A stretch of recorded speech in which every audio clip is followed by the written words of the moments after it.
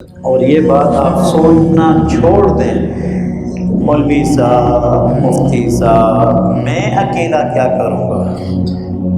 میرے اکیلے کرنے سے معاشرے میں کیا تبدیلی آ جائے گی؟ میرے اکیلے تبدیل ہونے سے، میرے اکیلے انصاف کے ساتھ چلنے سے، میرے اکیلے صحیح فیصلے کرنے سے، شریعت مطالعہ کے مطابق تجارت کرنے سے پورا معاشرہ کیسے صحیح ہو جائے گا؟ بھائی آپ اس وقت پر نظر کریں جب نبی اکرم صلی اللہ علیہ وسلم دنیا پہ مبعوث ہوئے، پھر انہیں نبوت ملی، اس وقت کا معاشرہ کیسا تھا؟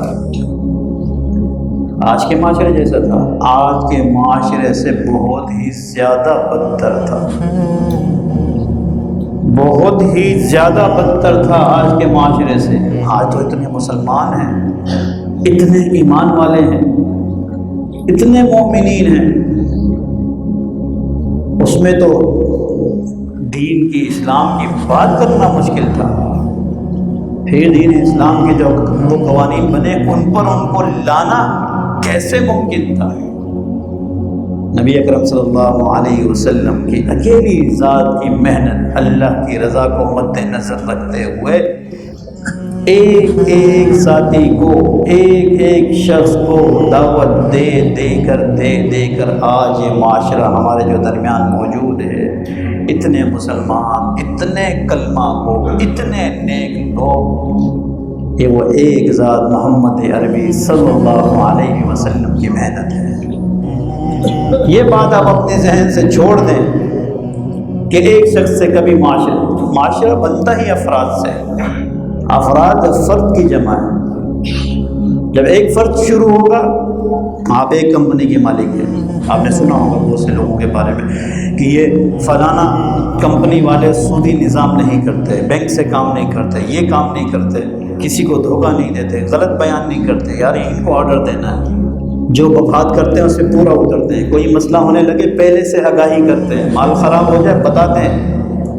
سنا ہے نا ایسے لوگوں کے بارے میں؟ ایسے لوگ بھی ہیں اس دنیا میں جو وہ تجارت کر رہے ہیں، اور بڑھ رہی ہے ان کی تجارت، معاملات بڑھ رہے ہیں ان کے، کم نہیں ہو رہے، بڑھ رہے ہیں ان کے معاملات، کبھی کم نہیں ہو رہے، بڑھتے جا رہے ہیں، بڑھتے جا رہے ہیں، بڑھتے جا رہے ہیں۔ ان کی تجارت میں برکتیں ہو رہی ہیں کیونکہ اللہ کی ان پر مدد ہو رہی ہے، کیونکہ وہ اللہ کے بتائے ہوئے قوانین کے مطابق تجارت کر رہا ہے، دھوکہ نہیں دے رہے، غلط بیانی نہیں کر رہے، وعدہ خلافی نہیں کر رہے۔